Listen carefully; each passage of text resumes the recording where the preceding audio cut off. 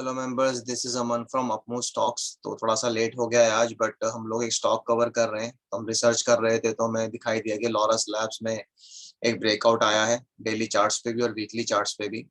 तो हमने सोचा कि स्टॉक को कवर कर लेते हैं, क्योंकि हो सकता है कि काफी लोगों के पोर्टफोलियो में हो।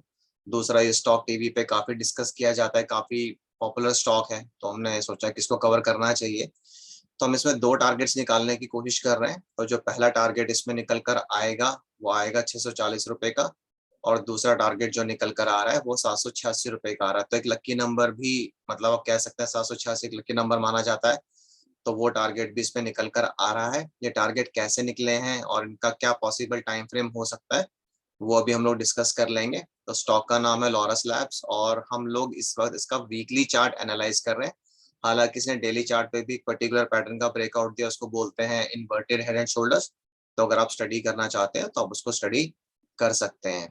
तो लॉरस लैब्स टीवी पे बहुत, आपने इसका नाम सुना होगा, बहुत एनालिस्ट इसके बारे में रिकमेंडेशन देते हैं और इसको काफी फ्रिक्वेंटली रिकमेंड किया जाता है। और एक पीछे बहुत स्पीड से भागा भी था। इसने मेरे ख्याल से जो हाई बनाया है दैट वाज अराउंड 723.75। तो जो टारगेट्स अब इसमें निकल कर आ रहे हैं वो वीकली चार्ट्स के बेसिस पे, इसलिए हम ये नहीं कह सकते कि ये टारगेट अगले हफ्ते आ जाएगा या 10 दिन में आ जाएगा। ये थोड़ा सा टाइम लगाएंगे टारगेट्स आने में, बट आ सकते हैं। तो डिस्कस करते हैं कि पहले हमने 640 रुपए का टारगेट कैसे निकाला है।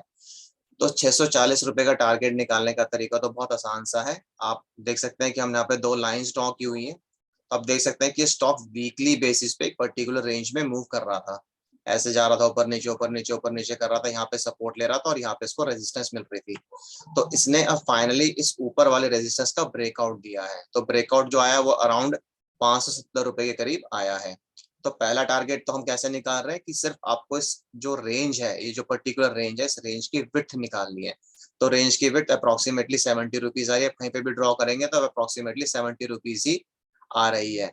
तो 570 plus 70 is equal to 640 rupees. तो जो पहला टारगेट निकल कर आ रहा है वो 640 रुपए का है। हमें ऐसा लगता है, हम गलत हो सकते हैं, हमें ऐसा लगता है कि ये टारगेट अगले 1 से 2 महीने में आ जाना चाहिए, क्योंकि जो दूसरा टारगेट 786 का है वो 5 से 6 महीने उसको आने में लग सकते हैं। तो हमने 786 का टारगेट कैसे निकाला उसको डिस्कस कर लेते हैं। उसमें एक हमारा बहुत पॉपुलर जो पैटर्न है, टेक्निकल पैटर्न, वो डिस्कस करेंगे। तो आप देख सकते हैं कि यहाँ पे किसने इन्वर्टेड फ्लैग पैटर्न बनाया है। ये पोल है, ये जो रेड लाइन है ये पोल है इसकी।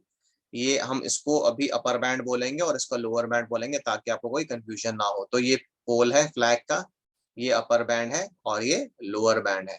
तो जब फ्लैग पैटर्न का ब्रेकआउट आता है तो उसमें हमें क्या करना पड़ता है, जो पोल है उसकी लेंथ को आइडेंटिफाई करना पड़ता है। तो पोल की लेंथ अराउंड 216 रुपए आ रही है। आप देख सकते हैं हमने यहाँ पे लाइन ड्रॉ की हुई है ये। तो 216 रुपए के करीब ये आ रही है।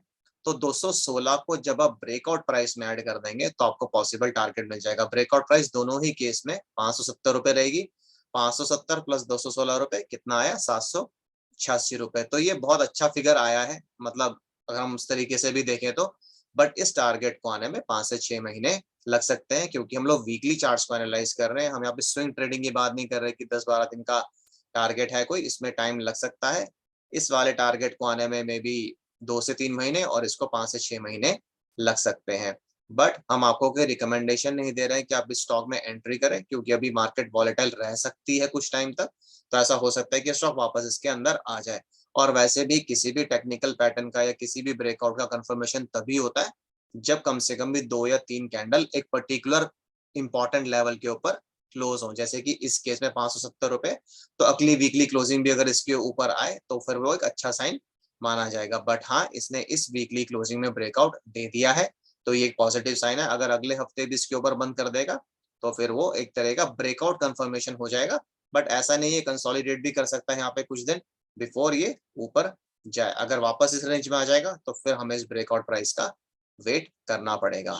तो दो टारगेट निकले हैं, पहला 640 का है, दूसरा 786 रुपए का है। अभी जो स्टॉक ने क्लोजिंग दी है वो दी है 578 रुपए पे। तो 640 का टारगेट कैसे निकला, 640 का टारगेट कैसे निकला है, रेंज की विड्थ को आइडेंटिफाई करके ब्रेकआउट प्राइस में ऐड किया।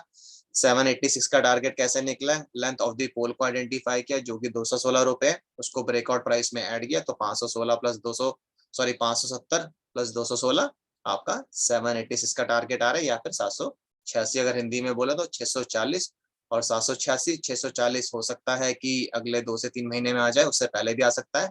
और 786 का जो टारगेट है वो 5 से 6 महीने लग सकता है, और ये भी तब जब मार्केट थोड़ी स्टेबल रहेगी।